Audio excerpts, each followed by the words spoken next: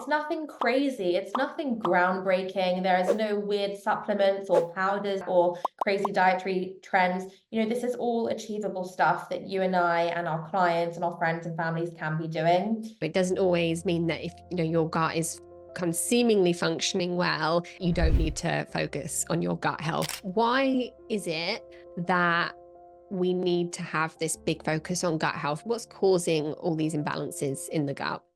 Did you know that the health of your gut directly impacts how your body burns or stores fat?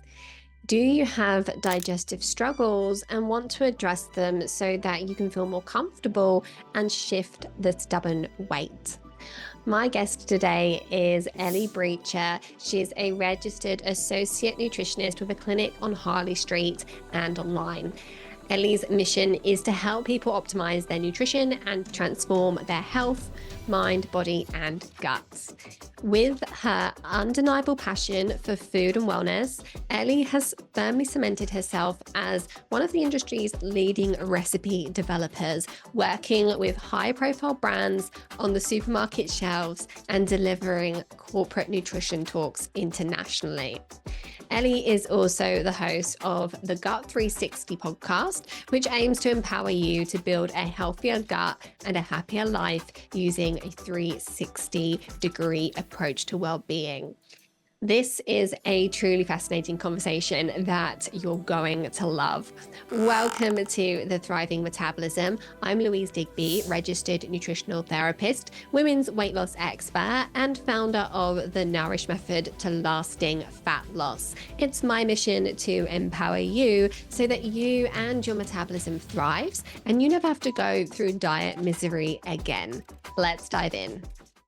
Welcome back and welcome Eli Brecher to the Thriving Metabolism podcast. Really, really pleased to have you here and very much looking forward to chatting with you today. Thank you so much for having me. I'm delighted to be here with you today.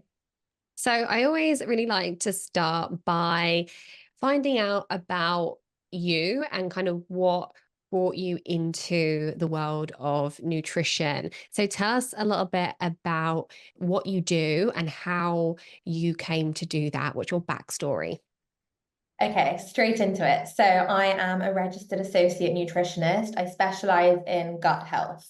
And the reason I got into nutrition and more specifically gut health is through my own health journey. So I was diagnosed with Crohn's disease at the age of 8. It's an autoimmune digestive condition.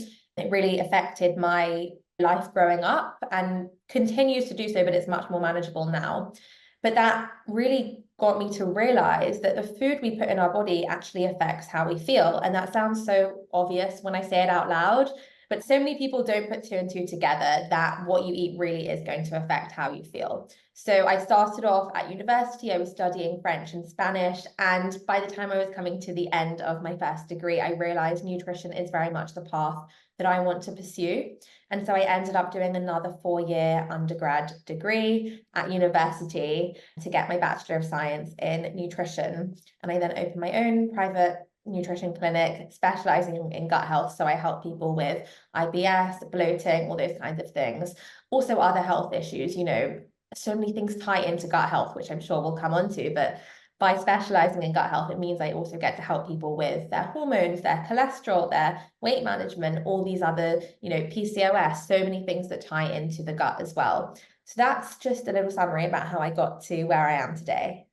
Amazing. Yeah, the gut is fascinating, isn't it? Because it, like you say, is connected to everything that's going on in the body. And so often with my clients now who are all working on their weight and their hormones, but also clients in the past who have been working on pretty much everything and anything, we almost always start with the gut, because if your gut isn't functioning well or there's imbalances in the bacteria in the gut, then it's going to be very difficult for those other areas to restore balance. So on that note, there's a very strong link between weight and metabolism and gut health. So how does the gut connect to metabolism and weight management? There really are so many links here between the gut and specifically the gut microbiome. and weight management. So I'm going to start by just explaining what the gut microbiome is for anyone who's unsure. Essentially, it is the community of the trillions of bacteria, viruses, fungi that live inside our gut or our intestines. And that sounds a bit gross and weird, but they really help they help improve our health. They're essential for our body. We want them to be kind of in a good balance between the friendlier bacteria and the more harmful pathogenic bacteria. But ideally, we want a healthy balance of the two.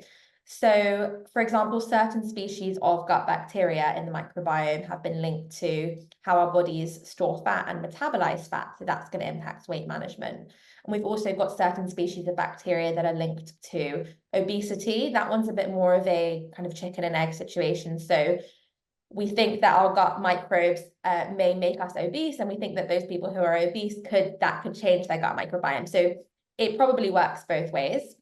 Then we've also got bacteria and kind of imbalances within bacteria that can lead to inflammation in the body. And that inflammation can be associated with metabolic disorders, so things like obesity, insulin resistance. But then if you have a healthy microbiome, that can actually reduce inflammation and support our metabolic health. So a lot of links there. Yeah, so many different ways that it impacts what's going on in your body.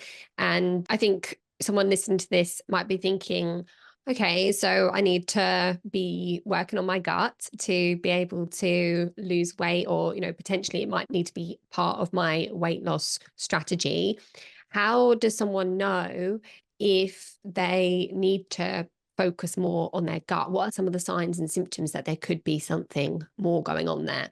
Great question. So I think the most obvious one is if they're struggling with digestive issues, whether that's a change in bowel movements, bloating, excessive gas, anything like that, you're obviously going to know that there might be something going on in your gut. But then there's a lot of more subtle things that you wouldn't necessarily realize might be directly related to your gut. So things like skin issues, maybe someone is struggling with acne or eczema or psoriasis.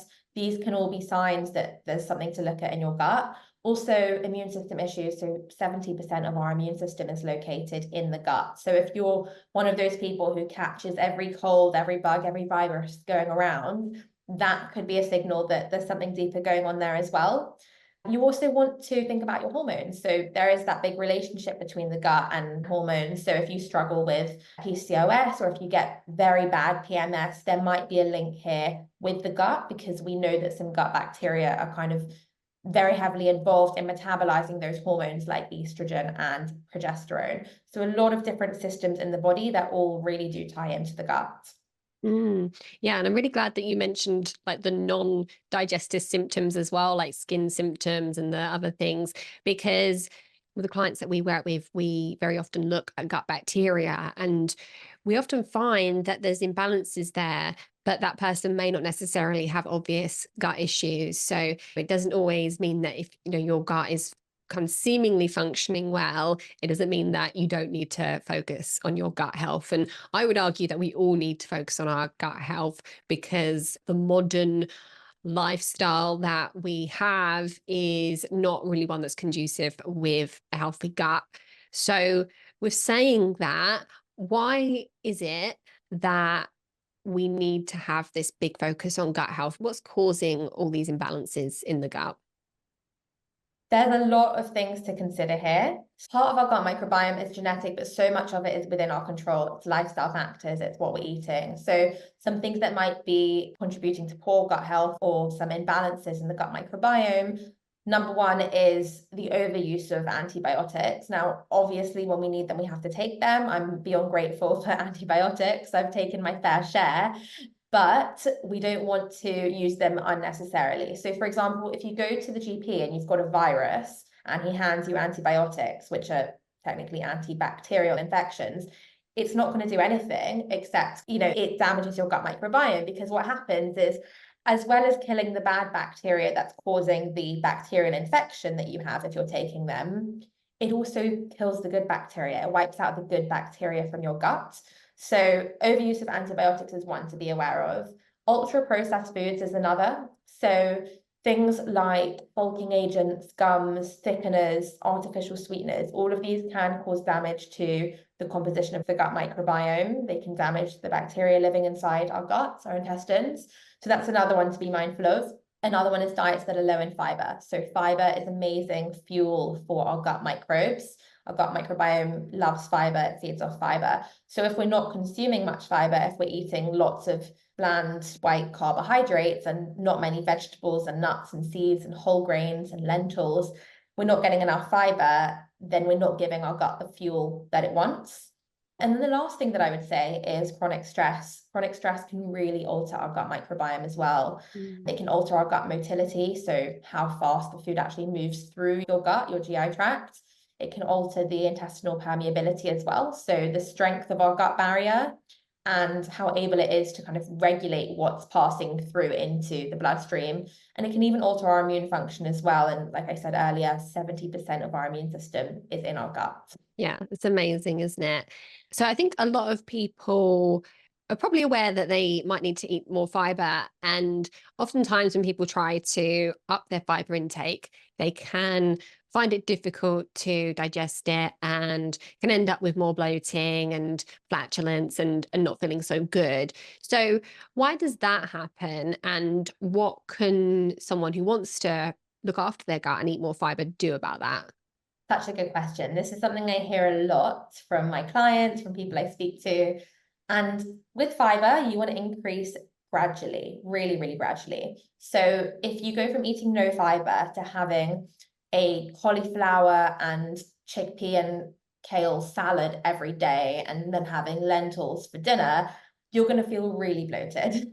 So go slow, build up gradually, incorporate a little bit more fruits and vegetables. Cooked fruits and cooked vegetables can be much easier to digest when you're first starting. So, things like cooked carrots, stewed apples, ground flaxseed, nut butter before having loads of nuts. Nut butter can be a slightly easier way. Blending them into smoothies, thinking about how you're making them. So rather than having lots of like raw kale and cabbage, maybe you're steaming it, maybe you're roasting it with some olive oil. So thinking about how you're having it, how you're preparing it, also how you're preparing things like beans and lentils. So washing them, rinsing them really, really well. Some people find that soaking them in water with a little squeeze of lemon juice or salt or something with some acidity can help to kind of break down that outer layer and make it much easier to digest, especially if you're new to all the legumes and pulses. Yeah, that's super helpful tips. And I always think that so often when you hear like advice about food, it's always very one dimensional. And often what's not mentioned is how the food is prepared or cooked. And, it's kind of like the same for when people say, oh, I don't like broccoli. And it's like, well, what broccoli have you eaten? Is it just boiled broccoli? Have you tried roasting it, or have you tried stir frying it? Because, it all tastes very different when you prepare it differently. And it's the same for the fiber in those foods. If you can't tolerate them so well, let's look at how we're preparing them. It's going to make it easier to digest them. Exactly. I completely agree. It's all about how you're preparing it. And there are, like you said, there are so many different things we can do, different ways we can prepare them. So absolutely. So I want to talk a little bit about hormones in the gut, because I talk a lot with my clients about their hormones and how they impact your weight management and also lots of other things in the body. I know you touched on it before, but let's dig into it a bit more. How does your hormone balance relate to what's going on in your gut? Yeah, definitely. So the gut microbiome plays a really key role in regulating our hormones, and the ones that are specifically involved in things like appetite control and metabolism and fat storage. So all of these are going to intersect with our weight as well. So some of the key hormones here are leptin. So leptin is the satiety hormone or the fullness hormone. And what it does is it signals to the brain when the body has had enough food, so when we should stop eating. And when we get imbalances in the gut microbiome, that can actually lead to something called leptin resistance. So the brain stops responding properly to the leptin signals, and that can contribute to overeating and in turn weight gain. And then there's another hormone called ghrelin, which is kind of the opposite. It's the hunger hormone. So that tells us, it stimulates the appetite and food intake in turn. So when our brain realizes that our appetite is high, that's going to encourage us to reach for food. And studies, again, here, they suggest that the gut microbiome can influence ghrelin secretion. So certain bacteria can be associated with higher ghrelin levels and an increased appetite as well. And then we also have things like insulin, which is a hormone that's produced by the pancreas. and that helps to regulate our blood sugar levels. And when we get dysbiosis, or that imbalance in the bacteria in the gut, so the imbalance in good and bad bacteria, that's been linked to insulin resistance. And that can lead to higher blood sugar levels and increased fat storage. And then we've also got cortisol. Cortisol is the stress hormone. It's produced by our adrenal glands. And when we get chronic stress, so chronically high levels of cortisol, that can disrupt the balance of the gut bacteria. And that can increase things like our intestinal permeability. It can lead to inflammation and also dysbiosis. So again, that disruption, that imbalance in the good and bad bacteria. And also high cortisol levels can promote abdominal fat deposition. So the fat being deposited around the abdomen, so in the midsection, and in turn weight gain as well. So it sounds like from what you're saying that stress management is a big part of restoring balances in the gut. Is that right? Huge, absolutely huge. I mean, we have something called the gut-brain axis, which is the way that the gut and the brain communicate with each other. It works both ways. So the gut talks to the brain sends signals to the gut. And when we're stressed, our gut is affected, whether we're experiencing direct digestive symptoms or it's flaring up in other ways, whether that's our skin, whether that's our mood, whether that's our hormones, all these things that are linked to the gut-brain axis is at play all the time. So stress levels play a really big role in our gut health. And so we've spoken about upping fiber and stress management. And obviously, balancing someone's gut is an individual thing. It's going to depend on their specific types of imbalances as to what you do. But are there any other kind of core foundations that you feel probably apply to most people in terms of optimizing your gut health? Yeah, for most people, they should really focus on eating a balanced diet. So consuming a large variety of whole nutrient-dense foods, fruits, vegetables, whole grains, legumes, nuts and seeds, lean proteins, and also really focus on diversity. So having a diverse range of plant-based foods, especially. So rather than every day having like chicken with carrots and broccoli and brown rice day in, day out, doing your meal prep for the 7 days ahead, thinking you're smashing it, you're not giving your gut enough diversity, and our gut microbes thrive off diversity. So if you always buy, let's say, broccoli, carrot, and mushrooms, tomorrow or next time you go to the supermarket, get instead cauliflower, red peppers, or orange peppers if you don't usually have them, courgette, maybe even go to the farmer's market, see what's in season, pick up different varieties of things you don't usually. If you usually get a brown onion or a white onion, get a red onion next time. The more diversity, the better. So that's really important. And then one other tip I'd say is focus on fermented foods. So fermented foods, things like sauerkraut, which is fermented cabbage, kimchi, kombucha, miso, tempeh, all of these contain what we call probiotics. So that's good bacteria that can help to benefit our gut microbiome.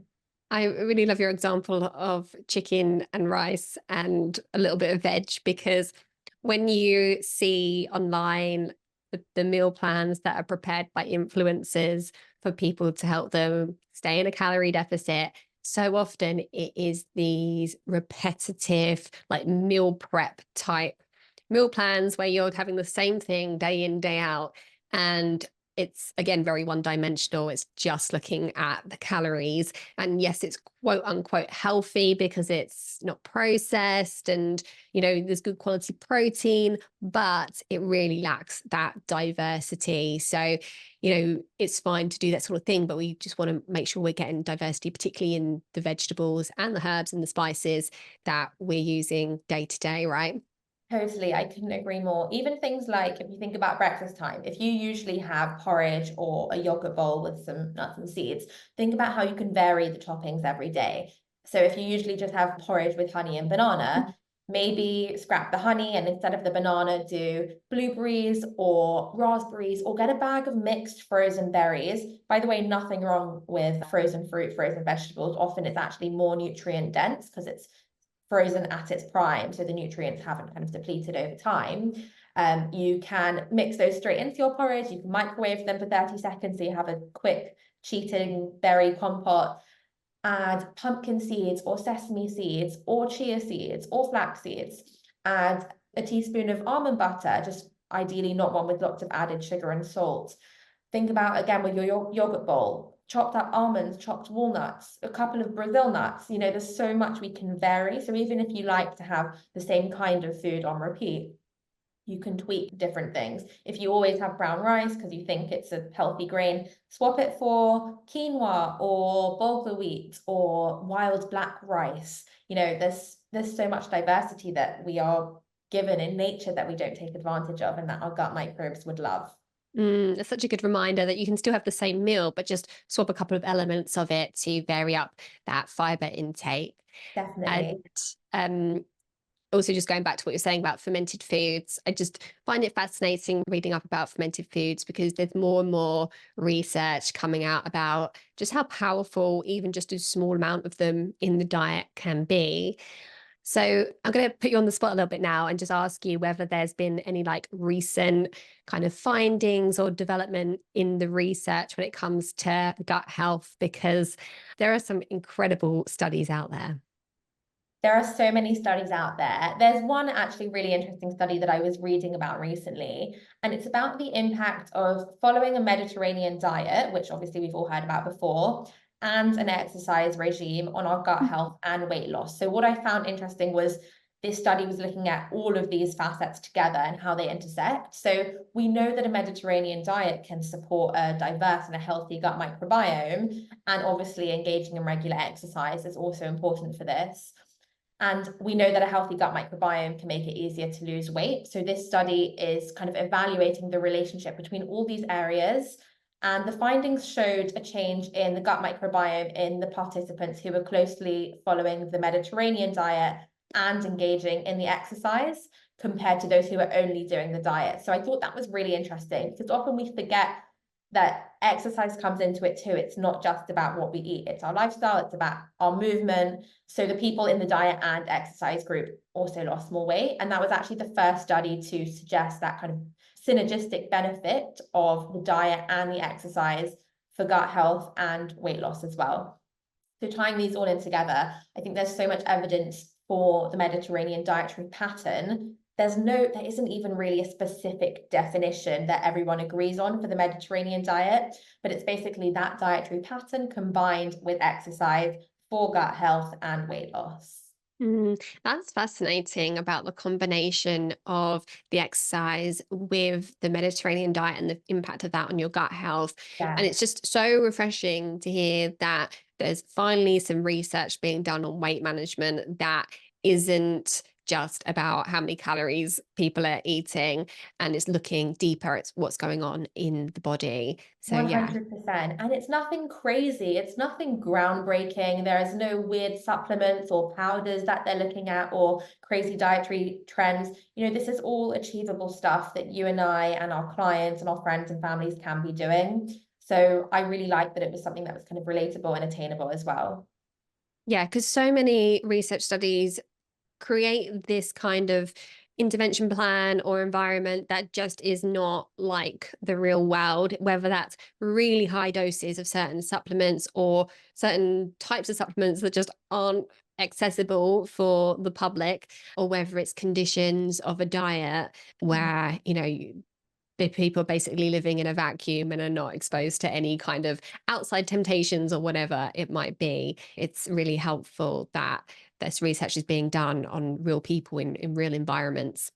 Exactly. I totally agree. I think that's so important that it's something that people can relate to because, like you said, none of us are living in a vacuum. We all have all these other aspects to our life to consider as well. So I think more and more people are understanding more about the gut microbiome and probably hearing that term banded around quite a lot. And one of those reasons would be through Zoe, which I'm sure most people know what it is now, but in case people don't know what it is, it's a program that involves gut testing and blood glucose monitoring. And I would really love to know your opinion on Zoe and particularly like the gut test element of it. For sure. So, what I think is, I think Zoe has done amazing things for progressing that conversation around gut health. and really being at the forefront of research around this topic as well. Obviously, it's something I'm super passionate about. I think that the gut is fascinating, and I think we should all be paying more attention to our gut. So I think it's great to give people more access to that personalized health data. It can be really empowering because we're all so different, and what works for one person doesn't work for another. So it's good to be more aware and to pay attention to our personal, what works for us. It can also help to kind of, by paying attention to our gut health, we can in turn reduce our risk of certain diseases. So all of that's great, and that's something that we should all be striving for. The thing is, the program does involve wearing a continuous glucose monitor, or a CGM, a blood sugar monitor. And there's a lot of talk on social media at the moment, but many people are against this as a concept because it's not necessary if you don't have diabetes to be constantly monitoring your blood sugar. But while it's not necessary, I actually think it can be interesting, it can be beneficial, it can help people to understand their bodies a bit better. I'm not saying everyone should do it, but you wear it for 2 weeks as part of the program. And I think wearing a blood sugar monitor for 2 weeks can be really insightful. You can try out different things. You can try having, for example, a bowl of plain porridge one day, and the next day adding some protein powder and nuts and seeds and blueberries, so you're getting fiber and some healthy fats, maybe from the nuts, and seeing the change in your blood sugar, that when you add things like protein and healthy fats and fiber, you have less of a sharp glucose spike followed by a sharp crash than if you're just having the carbohydrates alone, for example. And obviously fluctuations in blood sugar are so normal, that goes without saying. But I think there's no harm in trying it. I know that, like I said, it's not necessary and you don't have to be doing it. You don't have to become obsessed with it. But I think ultimately that dietary advice that you get from Zoe, it's nothing novel. It's essentially following healthy eating principles, including multiple food groups at meals to support your blood sugar, eating high fiber foods, which we know is great for our gut health, lots of plant foods, fermented foods, reducing our overall consumption of red meat. All of this is just going to benefit your health. So you can quite easily take this advice and save your money. You don't need necessarily to do the whole program. But I think if people do wish to spend their money and they choose to do it on Zoe, it can have quite significant and positive implications if they're willing to learn more, if that's something that they're interested in. But yeah, not for everyone. Yeah, absolutely. No, I totally agree. I think it's always helpful to find out more about what's going on in your body. I always think that you have to interpret the information wisely. And one of the things that a big misconception, I think, is that a lot of people are striving for this steady blood glucose pattern where there's no highs or lows. Because it's kind of somehow that's the message that's been put out there, not by Zoe, but just generally from all the influencers potentially who are using these glucose monitors. But it's totally normal to have ups and downs in your blood sugars, right? Totally. Yeah. And we need to remember that. We need to remember that our blood sugar is supposed to fluctuate, our glucose, our blood sugar, it goes up, it goes down. And luckily for most of us, if we don't have diabetes or serious issues controlling our insulin resistance and our glucose management, our bodies are amazing. Our bodies are so smart. And as our blood glucose rises and becomes quite high, our bodies will naturally help to bring it back down. We'll release the hormones that we need to reduce our blood sugar. So when our glucose is going up, we produce more insulin to bring it down. When it's going too low, we release hormones to help to bring it back up, or we release more glucose that we've been storing in the body to give us that energy. And so our body helps to keep it in homeostasis or in balance, which is amazing. And we should be thankful for our bodies. We shouldn't always try to monitor and control everything. I think it can be really interesting, and you can feel more in tune with your body by doing it for a week or two. And it's nice to understand it. But of course, as you said, and I said as well, we're not aiming for a straight line of glucose. That's not possible. It's always going to fluctuate. We just want to reduce really sharp, sudden spikes and crashes. So wearing it can help you to learn how to do that, but ultimately remembering that it's normal to have those fluctuations. Yeah. And I think of it a little bit like if someone was going to use some sort of calorie or macro tracking app like MyFitnessPal, helpful to do for maybe a couple of weeks just to get an insight into roughly where you're at with how much protein you're getting and fats and carbs, but definitely not something that we want to get obsessed with and that we're, trying to micro manage too much. I couldn't agree more. And I take the same view with things like calorie counting, macros, apps. I mean, I don't encourage my clients to use any of those, but when occasionally I get someone who's set on the idea of doing it, I say, okay, do it for a week or two, get an idea of where you're at, but this isn't something that you need to allow to control your life and dictate what you eat. Yeah, definitely. I think it's very easy to get obsessed with them, and it can cause a lot more stress, and it's also just not necessary for achieving, improvements in your health or reaching your weight loss goals. You really don't need to be tracking at that kind of real microscopic level. Exactly, exactly. So this has been such a fascinating conversation, and I just know my listeners are going to want to find out more about what you do. So how can people connect with you? The best way is through Instagram. My Instagram is at Eli Brecher Nutrition. I'm sure you'll link it. My website is ellibrecher.co.uk. I share lots of recipes and nutrition tips every day on social media, so you'll find everything you need on there. Amazing. And we'll share all your links and stuff in the show notes and tag you on Instagram as well. But thank you so much for joining me today. It's been a real pleasure. Thank you so much for having me. It's been so great to chat to you today. Thank you so much for joining me today. I really hope you enjoyed it. And I cannot emphasize enough how important supporting your gut health is for your overall well being and your weight loss progress. Make sure you register for my upcoming Metabolism Masterclass if you're ready to commit to lasting and sustainable healthy weight loss. Find out more at louisedigbynutrition.com, or you can access it via the link in my Instagram bio. Make sure you hit follow wherever you're tuning in. And if you're enjoying this podcast, I'd be so grateful if you could take just 30 seconds to leave me a very quick review. Thank you so much in advance for doing that. Thanks again, and I will see you in the next one.